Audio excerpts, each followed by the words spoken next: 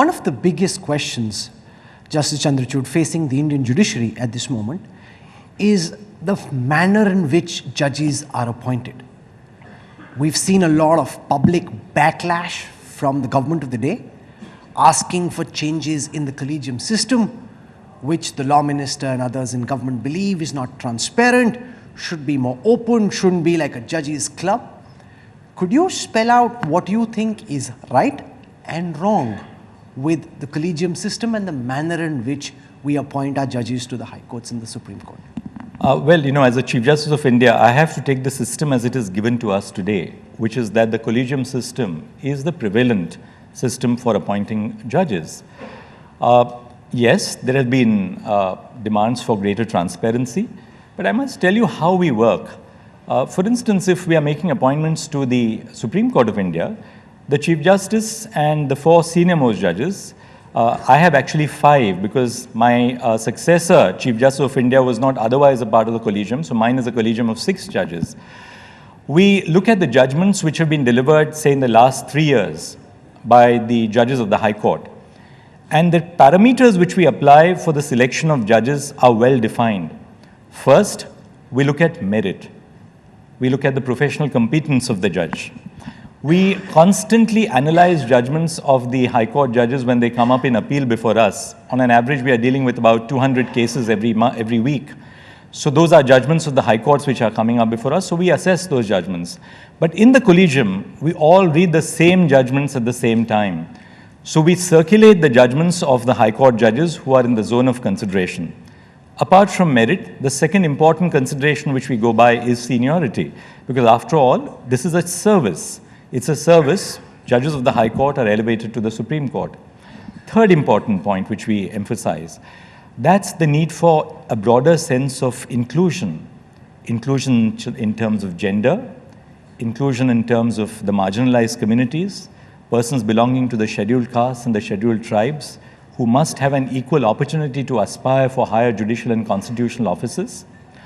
Apart from the need for including more gender, having a more gender-inclusive judiciary and the marginalized, we also want to bring more minorities into the court. But that is not at the cost of sacrificing merit. Each one of our colleagues who is chosen because she was a woman is as competent as any of her counterparts, the male judges. Likewise for the minorities or for the scheduled castes and scheduled tribes, they're as competent as any other judges we have chosen in the recent past. The next important factor which we consider is the need to have a broader sense of dispersal of judicial office throughout the country. It shouldn't be that judicial office in the Supreme Court is confined to only 1 or 2 or 3 high courts. So to the extent that it is possible, we try and ensure that we give adequate representation to different segments, different high courts, different states, different regions in the country when we are making appointments to the Supreme Court. We also consult judges who have rooted through that High Court and who are judges of the Supreme Courts. For instance, my parent High Court was the High Court of Judicature at Bombay. I was Chief Justice of the Allahabad High Court for 3 years. So when a judge from Bombay has to be appointed, I am consulted. If I have to be appointing a judge from the Allahabad High Court, of course now I'm the Chief Justice, but when I was a puisne judge, I would be consulted for making, and judges give extremely transparent and clear opinions on what they feel. In the High Courts, it's even broader because the High Courts are looking at lawyers who are fit for appointment, and there are 2 sources of recruitment to the High Court, the district judiciary, and the whole track record of the district judiciary is maintained on paper. You have the annual confidential reports. You have a whole dossier on each judge which is developed as they progress through the service. When lawyers are to be appointed, the same procedure is followed, and there is an equal involvement of various stakeholders in the system. For instance, once the High Court Collegium makes its recommendation, the file is processed at 2 levels. It comes to the Supreme Court, the Government of India, and the Government of the state, so that the Chief Minister of the state, the Governor of the state responds to the appointment which is recommended by the High Court Collegium.